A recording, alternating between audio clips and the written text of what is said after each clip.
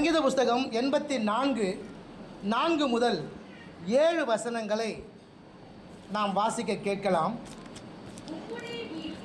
உம்முடைய வீட்டில் வாசமாயிருக்கிறவர் பாக்கியவான்கள், அவர்கள் எப்பொழுதும் உம்மை துதித்து கொண்டிருப்பார்கள். உம்மிலே பலன் கொள்கிற மனுஷனும் தங்கள் இருதயங்களில் செவ்வையான வழிகளை கொண்டிருக்கிறவர்களும் பாக்கியவான்கள். அழுகையின் பள்ளத்தாக்கை உருவ நடந்து அதை நீரூற்றாக்கி கொள்ளுகிறார்கள். மழையும் குளங்களை நிரப்பும்.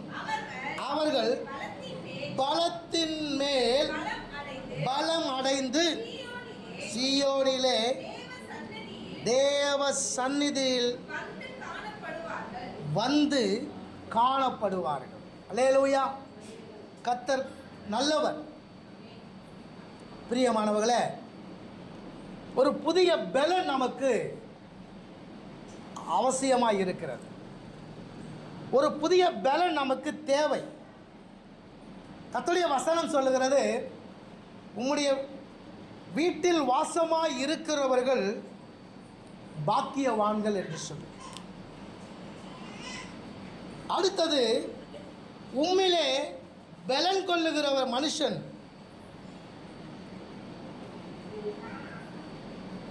அடுத்தது, அந்த அவர்கள் என்ன அடைவார்கள்? பலத்தின் மேல் பலம் அடைவார்கள். முடிவில் அவர்கள் எங்கு வந்து நிற்பார்கள் அல்லது காணப்படுவார்கள் என்று நாம் பார்த்தோமானால் சீயோனிலே வந்து. அல்லேலூயா. கர்த்தர் நல்லவர். ஆமென். பிரியமானவர்களே, தேவன் தம்முடைய ஜனங்கள் பலன் உள்ளவர்களாக இருக்க வேண்டும் என்று அவர் விரும்புகிறார். தம்முடைய சபை இந்த பூமியிலே பலப்பட்டு இருக்க வேண்டும் என்று அவர் விரும்புகிறார்.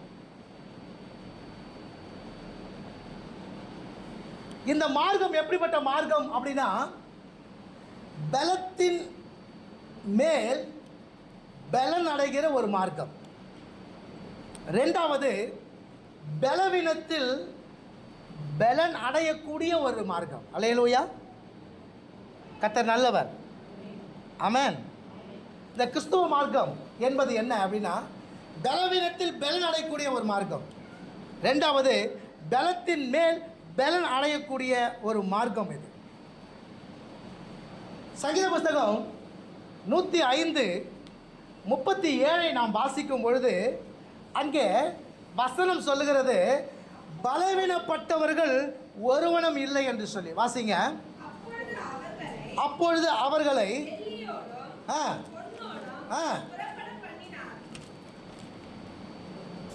105:37 வாசிங்க. வெள்ளியோடும் பொன்னோடும் புறப்பட பண்ணினார். அவர்கள் கோத்திரங்களில் பலவீனப்பட்டவன் ஒருவனும். நல்ல வசனம் என்ன சொல்றதுன்னா, கோத்திரங்களில் பலவீனப்பட்டவன் ஒருவனும் இருந்ததில்லை. அல்லேலூயா. கர்த்தர் நல்லவர். அப்போ நல்லா புரிந்து கொள்ளுங்க, அவருடைய கோத்திரங்களிலே பலவீனப்பட்டவர்கள் ஒருவனும் இருந்ததில்லை. காரணம் என்ன? வசனம் சொல்லுகிறது, அவர் நம்முடைய பலவீனங்களை அவர் ஏற்றுக்கொண்டிருக்கிறார். ஆமாம், நம்முடைய பலவீனங்களை என்ன பண்ணுறார்? அவர் ஏற்றுக்கொண்டிருக்கிறார். இப்போ நம்முடைய வாழ்க்கையில் பலவீனம் என்று சொல்லும் பொழுது எது அப்படின்னா, என்னென்ன பலவீனம் இருக்கிறது, எங்கே பலவீனம் இருக்கிறது என்று நாம் கவனித்தோமானால், முதலாவது நம்முடைய மனதில் பலவீனம் இருக்குது. நம்முடைய மனதில் பலவீனம் இருக்கிறது. ரெண்டாவது, நம்முடைய மனசாட்சியில் பலவீனம் இருக்கிறது. மூன்றாவது, நம்முடைய ஆவியில் பலவீனம் இருக்கிறது. நான்காவது, நம்முடைய சரீரத்தில் பலவீனம் இருக்கிறது. ஐந்தாவது, நம்முடைய விசுவாசத்தில் பலவீனம் இருக்குது. என்ன இருக்குது? பலவீனம் இருக்குது. ஸோ நம்முடைய மனசில் இருக்குது, நம்முடைய மனசாட்சியில் இருக்குது, நம்முடைய ஆவியில் இருக்குது, நம்முடைய சரீரத்தில் இருக்கிறது, நம்முடைய விசுவாசத்திலும் என்ன இருக்குது? பலவீனம் இருக்கத்தான் செய்கிறது. இப்படிப்பட்ட பலவீனத்தோடு கூட நாம் இருப்போமானால் என்ன நடக்கும் தெரியுமா? உபாகமம் 25ஆம் அதிகாரம் 18ஆம் வசனத்தை நாம் வாசிக்கும் பொழுது, உபாகம புஸ்தகம் 25ஆம் அதிகாரம் 18வது வசனத்தை நாம் வாசிக்கும் பொழுது,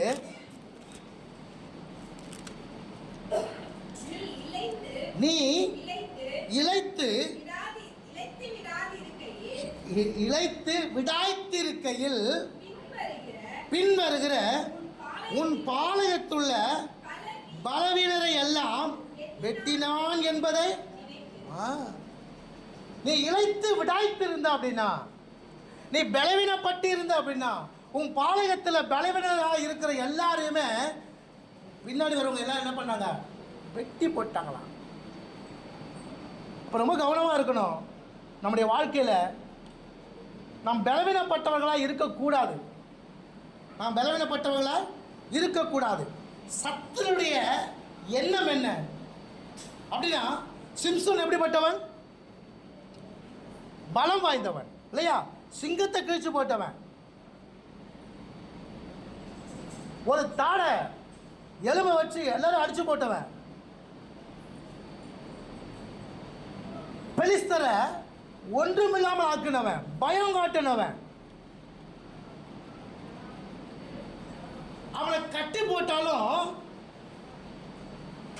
எப்படி நெருப்பு பட்டு கயிறு துண்டாகுமோ அப்படி தகர்த்து எறிந்துட்டு அசால்ட்டா போறவன். ஒருவேளை அவனை நல்ல பலம் உள்ள ஒரு இடத்துல அவனை அடைத்து வாயிற்கதவர்கள் பலம் உள்ளதாய் இருந்தாலும் அது உள்ளே வச்சவனை பூட்டி வச்சாலும் அதை அசால்ட்டாக உடச்சிட்டு வெளியே வந்துடுவான்.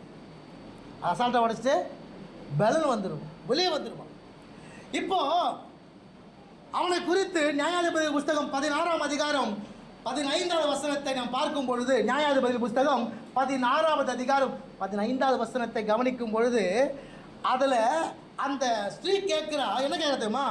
உன்னுடைய மகா பலன் எதில் இருக்கிறது என்று அவன் கேட்கிறான். அவன் சத்துருவுக்கு நம்முடைய மகா பலம் எதில் இருக்கிறது என்பதை அவன் அறிந்து கொள்ள விரும்புகிறான். ஏன்னா அவன் நமக்குள்ளே வைத்திருக்கிற தேவ திட்டத்தை, நமக்கு வைத்திருக்கிற தேவ சித்தத்தை, நமக்கு வைத்திருக்கிற ஆசீர்வாதத்தை, எதற்காக இந்த பூமியில் உங்களையும் என்னையும் தேவன் கொண்டு வந்து வைத்திருக்கிறாரோ அந்த நோக்கத்தை கெடுக்க வேண்டும் என்றால், அந்த திட்டத்தை அழிக்க வேண்டும் என்றால், நம்முடைய மகா பலம் எதில் இருக்கிறது என்பது அவனுக்கு தெரியணும்.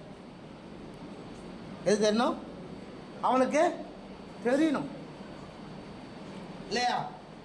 அதில் என்ன ஒரு பெரிய பியூட்டி தெரியுமா? அந்த பலம், அந்த எதில் நம்முடைய பலம் எதில் இருக்குது என்பதை நம்ம வாயாலே அவன் தெரிந்து கொள்கிறான். எப்படி?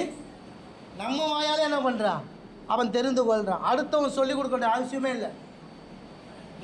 நம்மளை சீண்டி விட்டு என்ன பண்ணுறான்? நம்ம வாயால் நம்ம அறிக்கை செய்ய விடுகிறான்.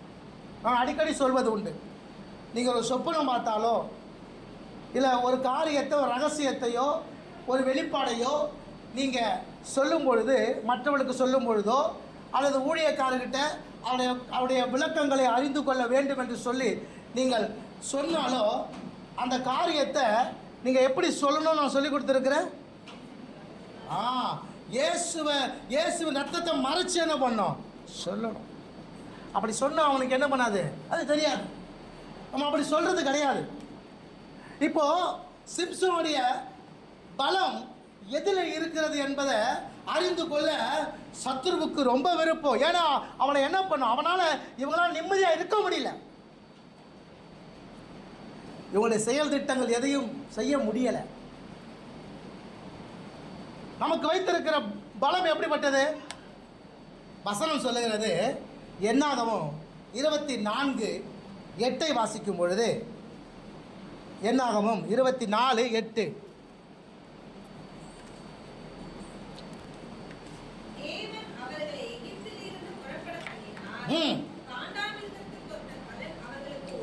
சொல்லுங்க, காண்டாமிருகத்துக்கு ஒத்த. அல்லேலூயா. தேவன் நமக்கு வைத்திருக்கிற பலம், அந்த பலன் எப்படிப்பட்டது அப்படின்னா காண்டாமிருகத்துக்கு ஒத்த பலம். தேவன் நமக்கு அதான் வைத்திருக்கிறார். இப்போ சிம்சோன்கிட்ட அந்த அந்த ஸ்திரீ கேட்கிறா, உன் மகாபலம் எதிலே இருக்கிறது? அவன் சொல்லிட்டான், என்னுடைய பலம் எதில் இருக்குன்னு சொல்லிட்டான். முடி. என்னது புரியுதா உங்களுக்கு? அவன் யார்? அவன் ஒரு நசரேயன். இப்போ நசரேய விரதம் இருக்கிறவன், அந்த அந்த பிரதிஷ்டையில் இருக்கிறவனுக்கு எது முக்கியமா? இந்த முடி ரொம்ப முக்கியம். அதில் சவரகன் கத்தி என்ன பண்ணக்கூடாது? படக்கூடாது. இவன் அந்த அவனுடைய பலத்தை அந்த ஸ்ரீகிட்ட சொல்லும் பொழுது அவன் பிரதிஷ்டையை அவன் இழந்து போனான். புரியுதா உங்களுக்கு? அப்போ நம்முடைய பலம் எப்போ நம்ம இழந்து போகிறோம் அப்படின்னா, நாம் ஒரு பிரதிஷ்டை பண்ணுறோம் இல்லையா, அந்த பிரதிஷ்டையை நாம் இழக்கும் போது நம்முடைய பலம் நம்மளை விட்டு இழந்து போகிறது. சிம்சோன் இழந்து போனான். ஆனால் அவனை கொண்டு போய் சிறைச்சாலையில் வைத்து அவனுடைய 2 கண்களையும் குருடாக்கிட்டாங்க. இப்போ கொஞ்ச நாள் கழித்து, ஒரு 3 நாள் நினைக்கிறேன், அதை கழித்து அவனை என்ன பண்ணுறாங்க, ஒரு ஒரு கூடாரத்தில் கொண்டு வராங்க, ஒரு ஹாலில் கொண்டு வராங்க. இப்போ என்ன பண்ணுறான் அப்படின்னா, தான் செய்த தவறை அவன் நினச்சி அவன் அழ ஆரம்பிக்கிறான். ஒரு நாள் ஆரம்பிக்கிறான், 2 நாள் 3 நாள் அழ ஆரம்பிக்கிறான். இப்போ அழுது இவன் தேவ சமூகத்தில் தன்னுடைய பாவத்தை, தான் செய்த தவறை அவன் தேவனுக்கு தெரியப்படுத்தும் போது அவனுடைய முடி முளைக்க ஆரம்பிக்கிறது. அவனுடைய முடி என்னது? அவன் மறுபடியும் இழந்த பிரதிஷ்டையை என்ன பண்ணுறான்? அவன் புதுப்பிக்கிறான். புரியுதா உங்களுக்கு? இப்போ புதுப்பிக்கும் பொழுது இப்போ என்ன அப்படின்னா, அவனை கொண்டு வருகிற அவன்கிட்ட கொண்டு போய் என்ன பண்ணப்பா, ஒரு தூண்கிட்ட என்ன பண்ணு, நிறுத்து. இப்போ அவன் அங்கே என்ன செய்யறான் தெரியுமா? வாசிங்க, நியாயாதிபதி புஸ்தகம் 16ஆம் அதிகாரம் 28ஆம் வசனத்தை வாசிங்க. நியாயாதிபதி புஸ்தகம் 16ஆம் அதிகாரம் 28வது வசனம்.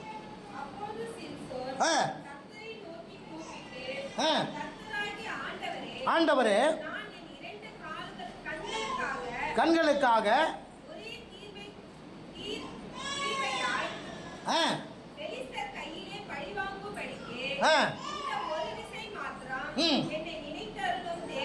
என்னை நினைத்தருளும் தேவனே,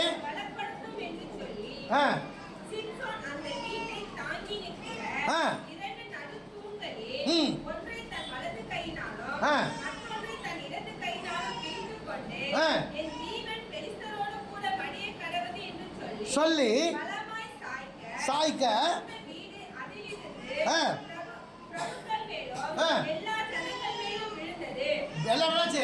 விழுந்துருச்சு. அப்போ அவன் உயிரோடு இருக்கும் போது அவன் கொன்றதை காட்டிலும் அவன் சாகும் பொழுது அநேகமாக இருந்தாங்க. புரியுதா உங்களுக்கு? காரணம் என்ன அப்படின்னா, அந்த இழந்த பிரதிஷ்டை மறுபடியும் புதுப்பிக்கும் பொழுது, ஒரு புது பலன் வரும் பொழுது அங்கே பயங்கரமான பராக்கரமான காரியங்கள் நடக்கிறது. அல்லேலூயா. கர்த்தர் நல்லவர். ஆமென். புரியுதா உங்களுக்கு? அப்போது ஒரு காரியத்தை நீங்கள் நல்லா புரிந்து கொள்ளணும். என்ன அப்படின்னா, எனக்கு என்ன தேவை? பலன் தேவை. இப்போது அந்த பலனானது என்ன அப்படின்னா, நான் இழந்து போகும் பொழுது சத்துரு என்ன பண்ணுவான்? என்னை வீழ்த்துவதற்கு அவன் ரெடியாக இருக்கிறான். இப்போது நான் அந்த பலத்தை மறுபடியும் நான் புதுப்பிக்கும் போது, என்னோட பிரதிஷ்டையை நான் மறுபடியும் புதுப்பிக்கும் பொழுது பெரிய காரியங்களை கர்த்தர் என்னை கொண்டு செய்கிறார். ஆமென். அல்லேலூயா. பிரியமானவர்களே, இந்த வருஷத்துடைய கடைசி நாட்களில் நாம் கடந்து வந்திருக்கிறோம். சரியா? இன்னும் கொஞ்ச நாட்கள் தான் இருக்கிறது. இப்போ இந்த நாட்களில் தேவன் உங்களுக்கு கொடுத்திருக்கிற, தேவன் உங்களுக்கு வைத்திருக்கிற, தேவன் உங்களுக்கு சொல்லி இருக்கிற இந்த காரியங்கள் உங்கள் வாழ்க்கையில் நடக்கணும் அப்படின்னா நீங்கள் ஒரு புது பலன் அடையணும். என்ன பண்ணணும்? என்ன பண்ணும்? புது பலன் அடையணும். புது பலன் அடையலை அப்படின்னாக்கா எந்த காரியத்தை நீங்கள் பெற்றுக்கொள்ளவோ எந்த காரியத்தை உங்கள் வாழ்க்கையில் அனுபவிக்கவோ முடியவே முடியாது.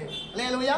புரியுதா உங்களுக்கு? நீங்கள் ஆரம்பத்தில் இந்த வருஷத்தின் முதல் மாதத்தில் நிறைய காரியங்களை நான் செய்வேன், நான் இப்படி இருப்பேன், இப்படி வாழ்வேன் அப்படி என்று சொல்லி நீங்கள் நிறைய காரியங்களை தேவ சமூகத்தில் உங்களை நீங்கள் பிரதிஷ்டை பண்ணியிருக்கலாம். ஒருவேளை அந்த காரியங்களை நீங்கள் செய்யாம நீங்கள் தவறி இருக்கலாம். அது நிமித்தமாக உங்களுக்கு வர வேண்டிய காரியங்கள் உங்க வாழ்க்கையில பிரச்சனைகளாக அது வந்து இருக்கலாம். இல்லையா? நீதிமொழிகளில் பார்க்கும்போது பொருத்தனை பண்றது நல்லது. சொல்லுங்க, பொருத்தனை பண்றது நல்லது. ஆனால் பொருத்தனை பண்ணிட்டு செய்யாமல் இருக்கிறது என்ன கொண்டு வரும்? கண்ணியை கொண்டு வரும். எதை கொண்டு வரும்? கண்ணியை கொண்டு வரும். பாப்பா வெளியே போயிட்டாமா. அப்போ நல்லா கவனித்துக் கொள்ளுங்க. ஒரு காரியம் இப்படி செய்வேன் அப்படின்னு சொல்லி பிரதிஷ்டை பண்ணிக்கொள்றீங்க. அந்த காரியத்தில் நீங்கள் சரிவர செயல்படாமல் நீங்கள் இருந்திருந்தீங்க அப்படின்னா அந்த காரியத்தில் உங்களுக்கு ஜெயம் வராது. அதுவே உங்களுக்கு கண்ணியாக மாறும். அதுவே உங்களுக்கு, இல்லையா? இது இருபுறமும் கருக்குள்ள பட்டயம். சொல்லுங்க, சொல்ற உங்களையும், நான் பேசிக்கொண்டிருக்கிற உங்களையும் குத்தும், கேட்டுக்கொண்டிருக்கிற உங்களையும் குத்தும், பேசிக்கொண்டிருக்கிற என்னையும் குத்தும். புரியுதா உங்களுக்கு? இருபுறமும் கருக்குள்ள பட்டயம். ஸோ அதனால் நம்ம ரொம்ப கவனமாக செயல்பட வேண்டியது அவசியமாக இருக்குது. புரியுதா? ஒரு வசனத்தை வாசிங்க. 2 நாளாகமம் 20ஆம் அதிகாரம் 12ஆம் வசனத்தை வாசிங்க.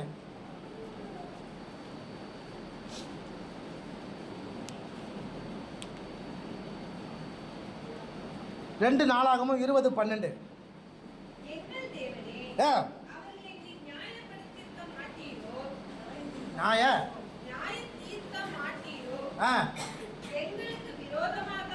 பெண்களுக்கு விரோதமாக வந்த எங்களுக்கு விரோதமாக வந்த இந்த ஏராளமான முன்பாக நிற்க எங்களுக்கு என்ன இல்லை? ஒரு ராஜாவுடைய ஒரு ஸ்டேட்மெண்ட் எப்படி இருக்குப்பாங்களேன், சத்துருக்கு முன்னாடி நிற்கிறதுக்கு எங்களுக்கு என்ன இல்லை? பலன் இல்லை. அப்படி சொல்லவே கூடாது.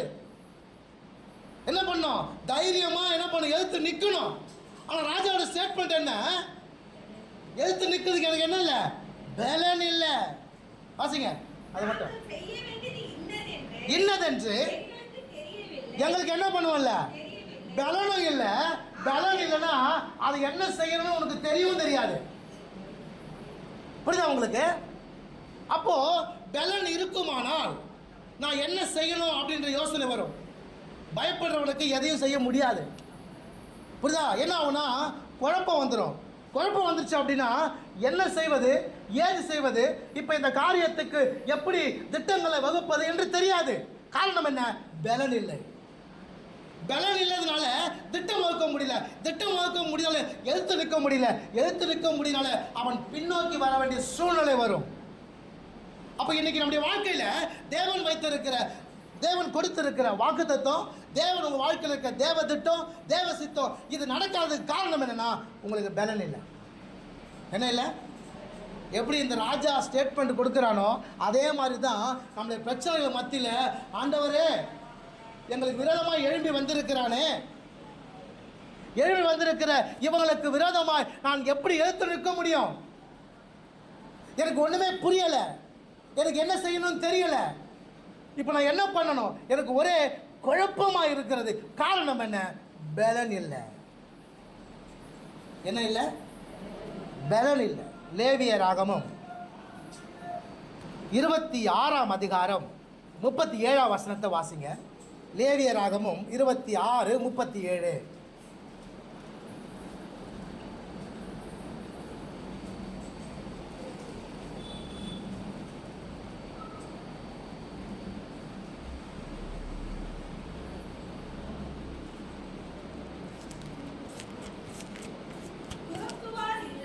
துரத்துவார் இல்லாமல் பட்டயத்துக்கு முன் விழுவது போல ஒருவர் மேல் ஒருவர் இடறி என்ன பண்ணுவாங்க? விழுவார்கள். உங்கள் சத்துருக்களுக்கு முன் நிற்க உங்களுக்கு புரியுதா? உங்களுக்கு நீங்க கீழ்ப்படியாம கர்த்தருடைய வார்த்தையின்படி நீங்க நடக்காம, கர்த்தருடைய நியமங்களின்படி நடக்காம, நீங்க பண்ண பிரதிஷ்டையின்படி உங்க வாழ்க்கை இல்லாம இருந்தா உங்க சத்துருக்கு முன்னாடி என்ன பண்ண முடியாது? உங்களால நிற்க முடியாது. என்ன பண்ண முடியாது? நிற்கவே முடியாது. ஏன் நிற்க முடியாது? உபாகமம் 32ஆம் அதிகாரம் 36ஆம் வசனத்தை வாசிங்க. உபாகமம் 32:36.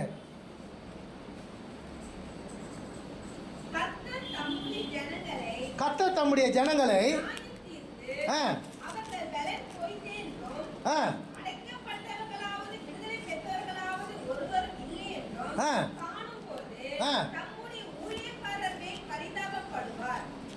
திரும்பவும் வாசிமாத.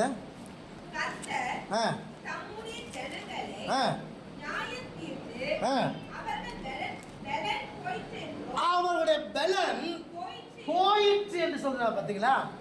ஏன்? கர்த்தருடைய வார்த்தை கீழ்ப்படியாமல் இருக்கும்போது, கர்த்தருடைய பிரமாணத்தின்படி நடக்காமல் இருக்கும்போது, அந்த பிரதிஷ்டையின்படி தன்னுடைய வாழ்க்கையை அமைத்து கொள்ளாமல் இருக்கும்பொழுது அவருடைய பலன் அவளை விட்டு போயிடும். இல்லையா? இல்லையா? ஏதோ சொல்கிறான், யோசேப்பை அறியாத அந்த ராஜா ஒருத்தர் எகிப்தில் தோன்றும் போது சொல்கிறான், என்ன தெரியுமா? ஆண் பிள்ளை அப்படின்னாக்கா என்ன பண்ணு? கொன்று போட்டுடு. ஆண் பிள்ளைனா கொன்று போட்டுன்னு யாருக்கிட்ட சொல்கிறான் அப்படின்னா எபிரேய மருத்துவச்சுக்கிட்ட சொல்கிறான். சொல்லும் பொழுது ஆனால் எபிரேய மருத்துவச்சுகள் என்ன பண்ணுறாங்க அப்படின்னா அதை செய்யலை. இப்போ ராஜா வந்து கேட்குறான், ஏன் நீங்கள் குழந்தைங்களை சாகடிக்காமல் வச்சுக்கிறேன்னா அவங்க சொல்கிறாங்க, ஸ்டேட்மெண்ட் என்ன சொல்கிறாங்கன்னா, எபிரேய ஸ்திரீகள் எப்படிப்பட்டவங்கன்னா பலம் உள்ளவங்களாக இருக்கிறாங்க. எப்படி இருக்கிறாங்க? எப்படி இருக்கிறாங்களா?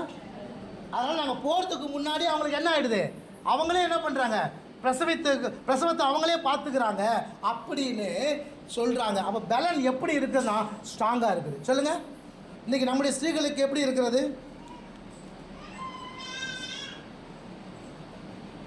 எப்படி இருக்குது? கை குடையுது, கால் குடையுது, இடுப்பு வலிக்குது, முதுகு வலி வலிக்குது, இல்லையா? உட்கார முடியல, உட்காந்தா கால் மறுத்துக்குது, எழுந்து நிற்க முடியல, எழுந்தா என்ன பண்ணல, கால் ரொம்ப வலிக்குது, கையை ரொம்ப நான் நீட்ட முடியல, நீட்ட அடங்குது, கை வலிக்குது. காரணம் என்ன தெரியுமா? காரணம் என்ன தெரியுமா? வாசிங்க பிரசங்கி 10:17. பிரசங்கி 10:17.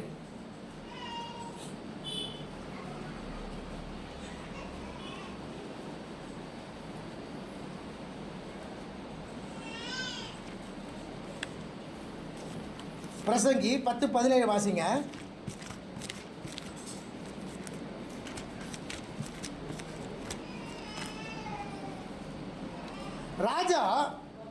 ராஜா குல மகனுமாய் பிரபுக்கள் வெறிக்க உண்ணாமல் பலன் கொள்ள ஏற்ற வேளையில் உண்கிறவளுமாய் இருக்கப்பட்ட தேசமே நீ. ராஜா சாப்பிட்றவன் ராஜகுல மகன் மாதிரி சாப்பிடாம ஏற்ற வேலையில், சொல்லுங்க எந்த வேலையில்? ஏற்ற வேலையில். காலைல டிஃபன் எத்தனை மணிக்கு சாப்பிட்ணும், மத்தியானம் லஞ்சு எத்தனை மணிக்கு சாப்பிட்ணும், நைட்டு டின்னர் எத்தனை மணிக்கு சாப்பிடணும், ஒழுங்கு இருக்கா? அப்படி சாப்பிடணும். புரியுதா? இப்போ சில பேர் எனக்கு பசி இல்லை, அப்புறம் சாப்பிட்றேன், எனக்கு என்ன இல்லை பசி இல்லை, என்ன பண்ணுறேன் அப்புறம் சாப்பிட்றேன் அப்படி சொல்லிட்டு என்ன பண்ணுது? சாப்பிட்றது எத்தனை மணிக்கு? 7 மணிக்கு சாப்பிட்ற சாப்பாட்டை 11 மணிக்கு சாப்பிடுது. அப்படி சாப்பிட்டாலும் ஒரு இட்லி, அப்படி சாப்பிட்டாலும் ஒரு இட்லி. கேட்டால் நான் எப்படி இருக்கிறேன்? அதிகமாக சாப்பிட்டா என்ன ஆகிடுமா? ஒன்று புரிஞ்சுக்கோ, நேரத்தை விட்டுட்டு நீ சாப்பிட்டாலே உனக்கு கேஸ் ஃபார்ம் ஆகிடும். ஆட்டோமேட்டிக்காக உனக்கு என்ன வந்துடும்? புரியுதா? வசனம் சொல்லுது, நீ ஜீவனுள்ள தேவனுடைய ஆலயம், நீ ஜீவனுள்ள தேவனுடைய ஆலயம். இந்த ஆலயத்தை நீ கெடுத்தா கர்த்தர் அதை கெடுப்பார். அந்த டைமுக்கு என்ன பண்ணணும்? சாப்பிடணும். அந்த டைமுக்கு நீ சாப்பிடல அப்படின்னா பலவீனம் வரத்தான் செய்யும். இன்றைக்கி என்ன ஆயிடுச்சு? ஒரு கடைக்கு போனான் அப்படின்னா, டீ சாப்பிட கடைக்கு போனான் அப்படின்னு வச்சுங்களேன், அவனே கேட்குறான், வித்து சுகரா வித்தவுட் சுகரா? இதுக்கு எப்படி ஆயிடுச்சுன்னா அது ஒரு இன்சல்ட் மாதிரி ஆகிப்போச்சு. எல்லாருக்கும் இன்சல்மா ஆகி போச்சு. என்ன கேட்குறா அப்படின்னா, இப்படி கேட்கறது இல்லைம்மா, நீ நல்லா இருக்கிறியா இல்லை வியாதியோடு இருக்கிறான்னு அர்த்தம். இன்னைக்கு எந்த டீ கடைக்கு போ, இல்லை ஹோட்டலுக்கு போ, ஹோட்டலுக்கு போய் டிஃபன் சாப்பிட்ட பிற்பாடு ஓகேவா, காஃபியோ டீயோ நீ சொன்னீங்க அப்படின்னா அவன் கேட்பான், சார் வித்து சுகரா வித்தவுட் சுகரா, இன்னும் கொஞ்சம் அதிகமாக பண்ணாக்கா, சார் நாங்கள் எட்டு வச்சிடறோம், உங்களுக்கு தேவையான நீங்களே போட்டுங்க. புரியுதா? இன்னைக்கு என்ன தெரியுமா, இந்த ஏற்ற வேலைகளை சாப்பிடாதனால இன்னைக்கு உங்களுடைய உடம்பு எல்லாம், உங்களுடைய சரீரம், உங்களுடைய சரீரத்தில் பலம் இல்லாமல் பலவீனப்பட்டு இருக்கிறீங்க. அல்லேலூயா. ஆனால் எபிரேயர்கள் எப்படிப்பட்டவங்க இருந்தாங்க? பலம் உள்ளவனாக இருக்கிறாங்க. அல்லேலூயா. இன்னைக்கு தொட்டது எல்லாம், இன்னைக்கு எல்லாமே என்னது? Operation operation operation. காரணம் என்ன தெரியுமா? சாப்பிட வேண்டிய நேரத்தை ஒழுங்காக சாப்பிடாம இருக்கிறது. அந்த நேரத்தில் விட்டமின் டேப்லெட்டை கொடுத்தாக்கா சாப்பிட்றது கிடையாது. அந்த டைமில் வந்து என்ன பண்ணோம், எப்போ குனிஞ்சு நிமிந்து பெருக்கணும், என்னால முடியாது. இன்னைக்கு 2 பேர் தான் இருக்கிறாங்க. அன்னைக்கு கூட்டு குடும்பம், ஓகேவா? அன்னைக்கு என்னது? கூட்டு குடும்பம். அந்த கூட்டு குடும்பத்தில் இருக்கும்போது எல்லா வேலையுமே அந்த கர்ப்பிணி பெண்கள் செஞ்சாங்க. ஆனால் அவங்க முடியும் பொழுது, அவங்களுடைய காலம் முடியும் பொழுது அவங்க சுகப்பிரசவத்தை ஈன்றெடுத்தாங்க. இன்னைக்கு இருக்கிறதுக்கு எந்த வேலையும் செய்யத்த கிடையாது. அப்போ எப்படி வரும்? புரியுதா? கர்த்தர் நல்லவர். ஆமென். உங்களுடைய பலன் ரொம்ப முக்கியம். அந்த பலன் இப்போ எப்படி இருக்குது அதை கொஞ்சம் நீங்கள் நிதானித்து பாருங்கள். ஒருவேளை பலன் இல்லை அப்படின்னா பலனை கொடுக்க தேவன் நல்லவராக இருக்கிறார். மோசே சாகும் பொழுது அவனுக்கு 120 வயசு. உபாகமம் புஸ்தகம் 34:7 வாசிங்க.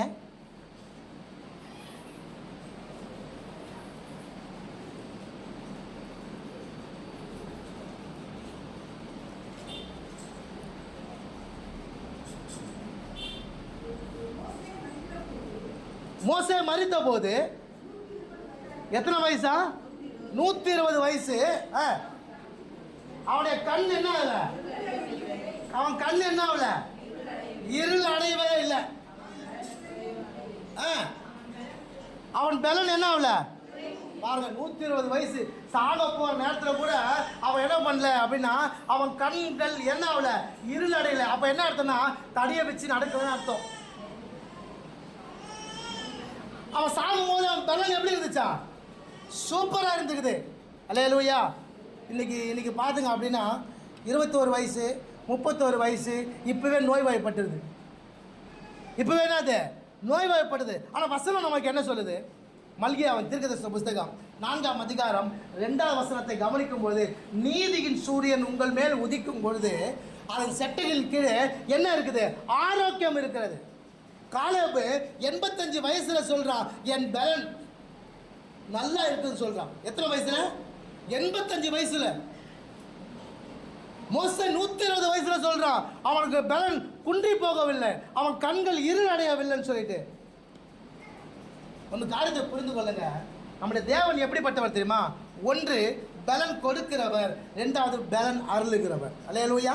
சங்கீத புஸ்தகம் 29:11 வாசிக்கும் பொழுது, கர்த்தர் தம் ஜனத்திற்கு பலன் கொடுப்பார் என்று சொல்லப்பட்டிருக்கிறது. சங்கீதம் 68:35 வாசிக்கும் போது, பலனையும் சத்துவத்தையும் அவர் அருளுகிறார். தம் ஜனத்துக்கு பலனையும் சத்துவத்தையும் என்ன பண்றாரா? அருளுகிறார். அப்போ நமக்கு இன்னைக்கு என்ன தேவை? பலன் தேவை. சொல்லுங்க, என்ன தேவை? பலன் தேவை. அந்த பலன் நம்ம வாழ்க்கையில் வேணும் அப்படின்னா நம்ம என்ன செய்யணும்? முதல்ல ஆண்டவர் சொல்கிறாரு, ஏசாயா 41:1 சொல்ற. ஏசாயா 41:1, தீவுகளே எனக்கு முன்னாடி மௌனமாக இருங்க, ஜனங்கள் என்னவா? தங்களுடைய பலனை புதிதாக்கி கொண்டு. அப்ப ஆண்டவர் சொல்றாரு, என்கிட்ட நீ பேச வரியா? என்கிட்ட பேச வரியா? வா. ஆனா உன்னுடைய பலனை புதிதாக்கி கொண்டு என்கிட்ட வா, நான் பேசுறேன்றார். புரியுதா?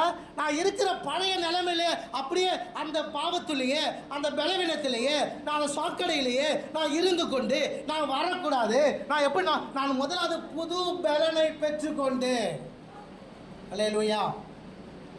அந்த புது பலன் எப்படி வரும்? ஏசாயா 40:31 வாசிங்க. அந்த பலன் எப்படி வரும்? ஏசாயா, கர்த்தருக்கு காத்திருக்கிறவர்களே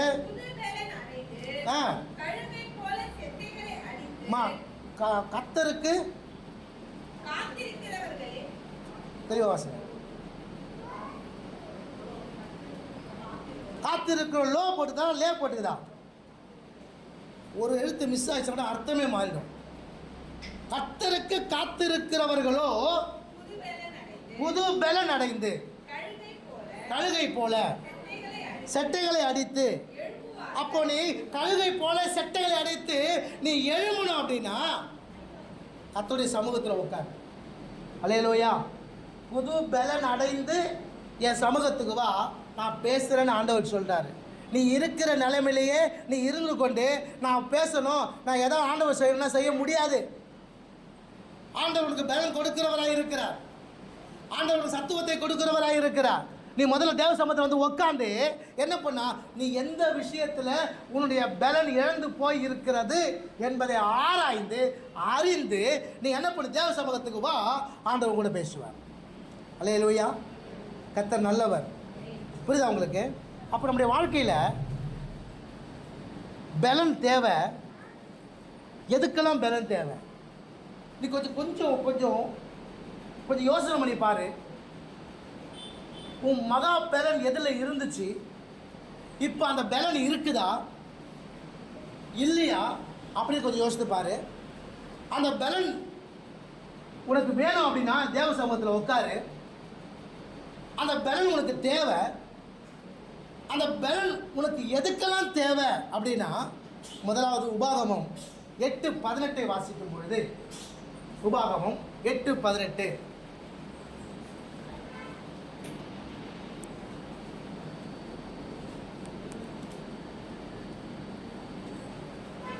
உபாகமம் புஸ்தகம் 8ஆம் அதிகாரம் 18வது வசனம். ஆ ஆ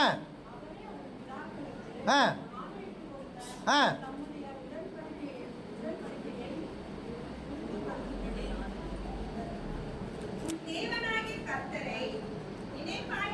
8:18 உபாகம் 8:18 வாசிங்க.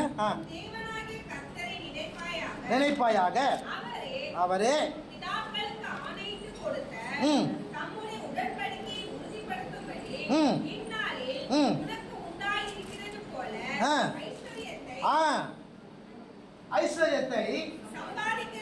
ஐஸ்வர்யத்தை சம்பாதிப்பதற்கு. அல்லேலூயா. கர்த்தர் நல்லவர். எதுக்கு உனக்கு பலன் தேவை? ஐஸ்வர்யத்தை சம்பாதிக்கிறதுக்கு உனக்கு என்ன வேணும்? பலன் வேணும். அந்த பலனை கொடுக்கிறவர் கர்த்தர். அல்லேலூயா. புரியுதா உங்களுக்கு? ஏன் பலன் வேணும் அப்படின்னா, ஐஸ்வர்யத்தை சம்பாதிக்கணும் அப்படின்னா உனக்கு பலன் வேணும். புரியுதா உங்களுக்கு? ரொம்ப முக்கியம். ஒரு காரியம் ஒன்று நடந்தது. என்ன அப்படின்னா, ஒருவர் என்ன செய்தாராம், ஊழியத்தில் பாஸ்டருக்கு ஊழியக்காரனுக்கு ரொம்ப உதவியாக இருந்திருக்கிறார். ஒரு நாள் அந்த ஊழியக்காரர் இந்த சபையை விட்டு இன்னொரு சபைக்கு அவர் டிரான்ஸ்ஃபர் ஆகிறார். அப்போ அந்த கூட இருந்த அந்த உதவி செய்திருந்த அவர்கிட்ட சொல்லிட்டாராம், எப்பா வருகிற ஊழியக்காரன் எப்படி இருப்பான் ஏதோ இருப்பான்னு தெரியாது, அதனால் நீ என்ன பண்ண அப்படின்னா ஏதோ ஒரு தொழிலை செஞ்சு என்ன பண்ண நீ பிழைச்சிக்கோ அப்படின்னு சொல்லிட்டு என்ன பண்ணுங்க அப்படின்னா ஒரு தொகையை அவங்ககிட்ட கொடுத்துருக்கிறார். ஒரு தொகையை என்ன பண்ணார் கொடுத்துருக்கிறார். கொடுக்கும்போது அவர் சொன்னாராம், எப்பா ஏதாவது பெனாயில் கினாயில் விற்று, என்னது பெனாயில் கினாயில் விற்று பொழைச்சிக்கோ அப்படி சொல்லிட்டார். இப்போ அந்த ஊழியர் சொன்ன அந்த வார்த்தையை அவர் கேட்டுக்கிட்டு அந்த பெனாயில் விற்க அவர் என்ன பண்ணாரா ஆரம்பிச்சிருக்கிறாரு. அந்த சிறு தொகையோடு கூட இன்றைக்கி அநேக மருத்துவமனைகளுக்கு அவர் தான் சப்ளை பண்ணிருக்கிறார். அல்லேலூயா. புரியுதா உங்களுக்கு? அப்போ ஐஸ்வர்யத்தை சம்பாதிக்கிறதுக்கு பலனை கொடுப்பவர் கர்த்தர். ஆமென். புரியுதா? அப்போ அவர் கொடுக்கிறார் பார்த்தீங்களா, அது என்னுடைய வாழ்க்கையில் எது என்பதை நீ சரியாக கவனித்து நீ செயல்படும் போது உன் வாழ்க்கையில் ஆசீர்வாதம் வரும். ஆமென். புரியுதா உங்களுக்கு? அப்போது முதலாவது எனக்கு ஏன்பா பலன் தேவை அப்படின்னா, உன்னை ஆசீர்வாதமாக நீ வாழணுமா, அதுக்கு என்ன தேவை? பலன் அவசியம். ரெண்டாவது 2 நாளாகமும் 22ஆம் அதிகாரம் 9வது வசனம். 2 நாளாகமும் 22:9.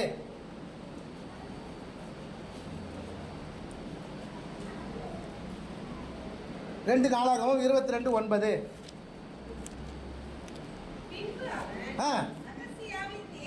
தேடினான்,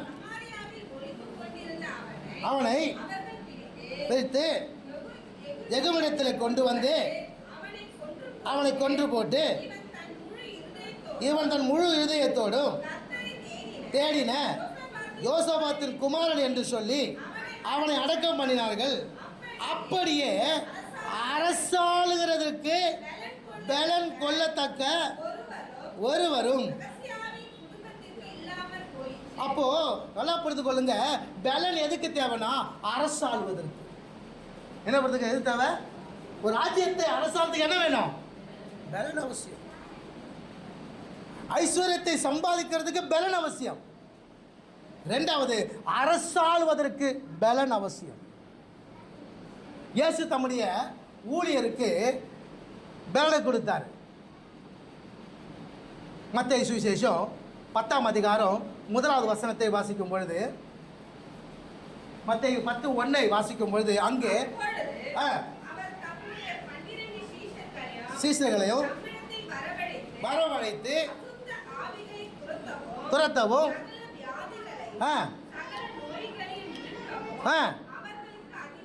புரியுது உங்களுக்கு? அப்போ அரசாள்வதற்கு உனக்கு அதிகாரம் தேவை. அதிகாரம் தேவைன்னா உனக்கு என்ன இருக்கணும்? பலன் இருக்கணும். அப்போ தன்னுடைய ஊழியக்காரருக்கு கர்த்தர் என்ன கொடுத்தாரு? பலனை கொடுத்தாரு. ஊழியக்காரர் மட்டும் தான் கொடுத்தாரா? விசுவாசிகளுக்கு கொடுக்கலையா? வாசிங்க மார்க் 16:17. மார்க் 16:17.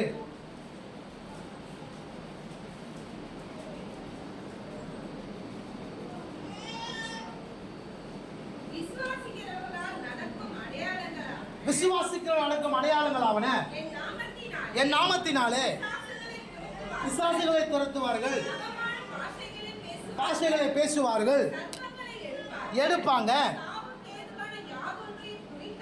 குறித்தாலும் ஒன்றும் ஆகாது. கர்த்தருடைய பலன் அவருக்கு இருக்குது. விசுவாசிகள் கர்த்தருடைய பலன் இருக்கிறது. ஊழியக்காரர் கர்த்தருடைய பலன் இருக்கிறது. ஸோ ஐஸ்வர்ய சம்பாதிக்கிறதுக்கு ஒரு பலன் அவசியம். ரெண்டாவது அரசாள்வதற்கு, அதாவது அரசாள்வதற்கு அப்படின்னாக்கா ராஜ்யத்தை ஆள்வதற்கு மாத்திரமல்ல, நமக்கு நம்முடைய குடும்பத்தை ஆள்வதற்கு நமக்கு என்ன தேவை? பலன் அவசியம். மூன்றாவது சங்கீத புஸ்தகம் 138:3 வாசிக்கும் பொழுது, சங்கீத புஸ்தகம் 138:3.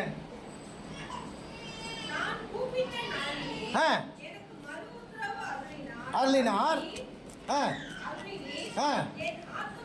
என்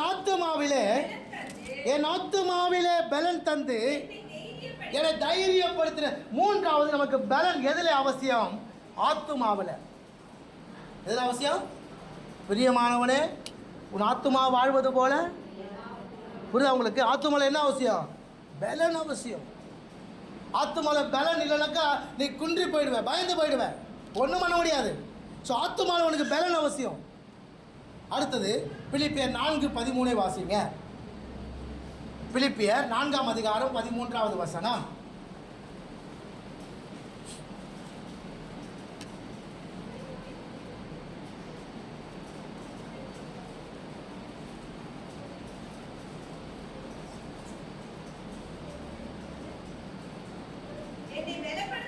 என்னை பலப்படுத்துகிற கிறிஸ்துவினாலே. அப்போ எல்லாவற்றையும் செய்ய உனக்கு என்ன வேணும்? பலன் வேணும். ஐஸ்வர்யத்தை சம்பாதிக்கிறதுக்கு பலனை கொடுக்கிறார். எனக்கு பலன் தேவை. ரெண்டாவது நான் அதிகாரம் செலுத்த, அதாவது அரசாள்வதற்கு எனக்கு பலன் தேவை. மூன்றாவது என் ஆத்துமாவில் எனக்கு பலன் தேவை. நாலாவது எல்லாவற்றையும் செய்ய எனக்கு என்ன வேணும்? பலன் அவசியம். ஏன் பலன் தேவை? இதுதான் பலன் அவசியம். சரி, இந்த பலனை நான் எப்படி பெற்றுக்கொள்ள முடியும்? இந்த பலன் எப்படி நமக்கு வரும் அப்படின்னா, நெகேமியா 8:10 வாசிக்கும் பொழுது, நெகேமியா 8:10 வாசிக்கும் பொழுது,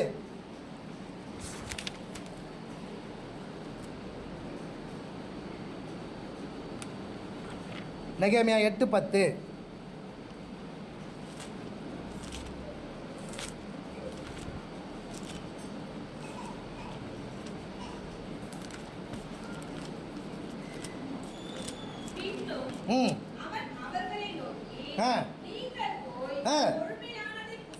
புசித்து அனுப்புங்கள். இந்த நாள் நம்முடைய ஆண்டவருக்கு பரிசுத்தமான நாள். ஸோ விசாரப்பட வேண்டாம், கர்த்தருக்குள் மனமகிழ்ச்சியாக இருப்பது உங்களுடைய. அப்போ உங்களுக்கு பலன் எப்படி வரும் அப்படின்னா, நீங்கள் ஒரு காரியத்தை குறித்து விசாரப்பட வேண்டாம். எப்படி இருக்கணுமா? கர்த்தருக்குள் மகிழ்ச்சியாக இருப்பதே உங்கள் பலன். ஆமாம். அப்போ என்ன அர்த்தம்? என்ன நடந்தாலும் எது நடந்தாலும் கர்த்தர் என் கூட இருக்கிறார். என்ன நடந்தாலும் எது நடந்தாலும் கர்த்தர் என் கூட இருக்கிறார் என்ற ஒரு சந்தோஷத்தை கூட இருக்கணும். ஆமாம். நம்ம இருக்கிறோமா? அப்படி இருந்தால் உங்களுக்கு பலன் வரும். ஆமாம். ரெண்டாவது காரியம், சங்கீத புஸ்தகம் 8:2 வாசிங்க.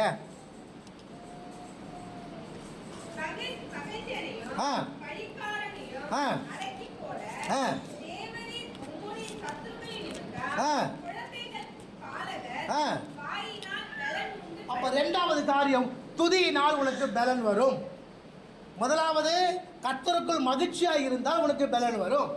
ரெண்டாவது, துதியினால் உனக்கு பலன் வரும். மூன்றாவது, ஏசாயா 30:7 வாசிக்கும் பொழுது, ஏசாயா தீர்க்கதரிசன புஸ்தகம் 30:7 வாசிக்கும் பொழுது,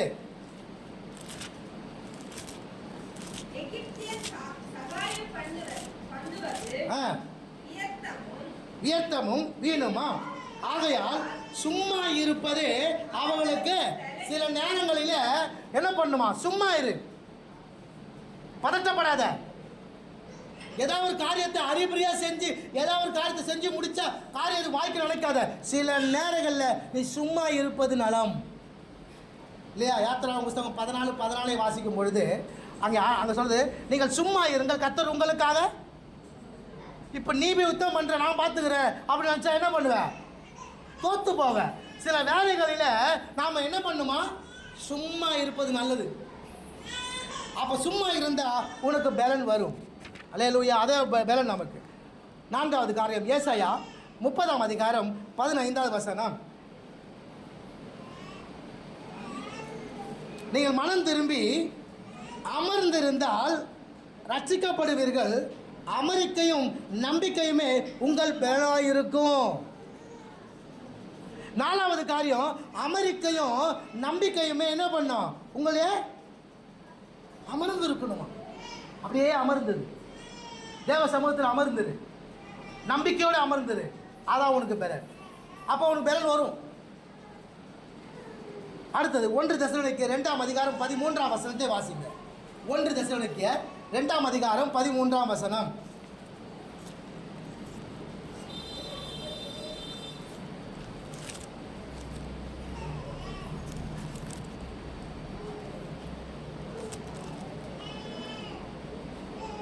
ஆகையால் நீங்கள் தேவ வசனத்தை எங்களாலே கேள்விப்பட்டு ஏற்றுக்கொண்ட போது அதை மனுஷர் வசனமாக ஏற்றுக்கொள்ளாமல் தேவ வசனமாகவே ஏற்றுக்கொண்டதினாலே நாங்கள் இடைவிடாமல் தேவனுக்கு ஸ்தோத்திரம் செலுத்துகிறோம். அது மெய்யாகவே தேவ வசனம்தான், விசுவாசிக்கிற உங்களுக்குள்ளே அது பலனும் செய்கிறது. வசனம் தான் நம்முடைய பலன். என்னது? வசனம் தான் நம்முடைய பலன். இந்த வசனத்தை நீ விசுவாசி, உனக்கு பலன் வரும். யாக்கோபு 5:16. யாக்கோபு 5:16. நீங்கள் சொஸ்தமடையும்படிக்கு உங்கள் குற்றங்களை ஒருவருக்கொருவர் அறிக்கையிட்டு ஒருவருக்காக ஒருவர் ஜெபம் பண்ணுங்கள். நீதிமான் செய்யும் ஊக்கமான வேண்டுதல் மிகவும் பலனுள்ளதாக இருக்கிறது. அப்போ ஜெபம் அதான் நம்முடைய பலன். ஜெபம் செஞ்சுப்பார், உனக்கு பலன் வரும். கடைசியாக 1 கொரிந்தியர் 1:8 வாசிக்கும் பொழுது 1 கொரிந்தியர் 1 வாசிக்கும்போது, நம்முடைய கர்த்தராகிய இயேசு கிறிஸ்துவின் நாளிலே நீங்கள் குற்றம் சாட்டப்படாதவர்களாய் இருக்கும்படி முடிவு பரியந்தம் அவர் உங்களை என்ன பண்ணுவாராம்? ஸ்திரப்படுத்துவார். அப்போது குற்றம் சாட்டாமல் இருக்கணும் அப்படின்னாக்கா நம்முடைய வாழ்க்கையில் உபதேசத்தை நம்ம என்ன பண்ணோம் அப்படின்னா கவனமாக கேட்டு அதில் நிலைத்து இருக்கணும். அப்போ இருந்தீங்க அப்படின்னா உங்கள் வாழ்க்கையில் பலன் வரும். அல்லேலூயா. புரியுதா உங்களுக்கு? அப்போ இன்றைக்கி சத்ரு எதை நினைக்கிறான் அப்படின்னா, நமக்குள்ளே வைத்திருக்கிற தேவ திட்டம், தேவ சித்தம், வாக்கு தத்துவம் இதெல்லாம் நம்ம வாழ்க்கையில் நிறைவேறக்கூடாதபடிக்கு உங்களுடைய பலன் எதில் இருக்குது என்பதை அறிந்து கொள்ள விரும்புகிறான். நீங்கள் உங்களுடைய சூழ்நிலை நிமித்தமாக சில நேரத்தில் சந்தோஷமாக இருக்கும் பொழுது உங்களுடைய மகா பலன் எதில் அடங்கி இருக்கிறது என்பதை உங்கள் வாயினாலே நீங்கள் அறிக்கை பண்ணிடுறீங்க. அறிக்கை பண்ணதுனால உங்களுடைய பிரதிஷ்டை இழந்து போகிறீங்க. அதனால் என்ன பண்ண முடியல அப்படின்னா, கர்த்தர் உங்களுக்கு கொடுத்த வாக்கு தத்துவம் உங்களுக்கு நிறைவேற முடியாது. கர்த்தர் உங்களுக்குள்ளே வைத்திருக்க தேவ திட்டம் அது நடக்காது. கர்த்தர் உங்களுக்குள்ளே வைத்திருக்க தேவ சித்தம் அது நிறைவேறாது. அப்போ நான் என்ன செய்யணும்? எனக்கு பலன் அவசியம். எதுக்கு அவசியம்? அந்த பலன் எனக்கு எப்படி வருகிறது என்பதை நீங்கள் ஆராய்ந்து அறிந்து கொண்டு முதலாவது அந்த பலனை பெற்றுக்கொண்டு தேவ சமூகத்துக்கு போகும். இப்போ போனீங்க அப்படின்னா கர்த்தர் உங்களோட பேச ஆரம்பிப்பார். கர்த்தர் உங்களோட பேச ஆரம்பிக்கும் பொழுது ஒரு புது பலன் கிடைக்கும். அந்த பலத்தோடு நீங்கள் இறங்கி வரும் பொழுது ஒரே அடியில் எப்படி கழுகு அந்த 40 நாட்கள் அங்கே உட்கார்ந்து அது புது பலன் அடைந்து அது கீழே வேகமாக வரும்பொழுது ஒரே அடியில் பலமுள்ள ஒரு மிருகம் கூட சாய்ந்து விடுமா. அதே போல் புது பலன் அடைந்து நீங்கள் வரும் பொழுது உங்களுக்கு விரதமாக எழும்பி வருகிற புறப்பட்டு வருகிற சத்துருவை நீங்கள் வீழ்த்த முடியும். அல்லேலூயா. ஸோ பலன் அவசியம். சொல்லுங்கள், என்ன அவசியம்? புது பலன் அவசியம். ஸோ வருஷம் முடிய போது இதுவரைக்கும் நீங்கள் என்னென்ன காரியத்தில் பலத்தை இழந்து இருக்கிறீங்க எப்படி என்றதை கொஞ்சம் ஆராய்ந்து பார்த்து ஆண்டவர் சமூகத்தில் உட்கார்ந்து அந்த பலனை பெற்றுக்கொண்டு தேவ சமூகத்துக்கு வாங்க. கர்த்தர் என்ன செய்வார்னா, உங்களுக்குள்ளே இருக்கிற தேவ சித்தம், தேவ திட்டம், வாக்கு தத்தத்தை அவர் நிறைவேற்றி கொடுத்து புதிய ஆண்டிலே உங்களை கர்த்தர் பிரவேசிக்க செய்வார். அல்லேலூயா. கர்த்தர் நல்லவர். ஆமென். ஸோ அதனால் ஆண்டவர்கிட்ட புதிய பலனை பெற்றுக்கொள்ளும்படியாக எனக்கு கிருபை தாங்க என்று சொல்லி நாம் கேட்போம். கர்த்தர் நமக்கு கொடுப்பார். கண்களை மூடலாம்.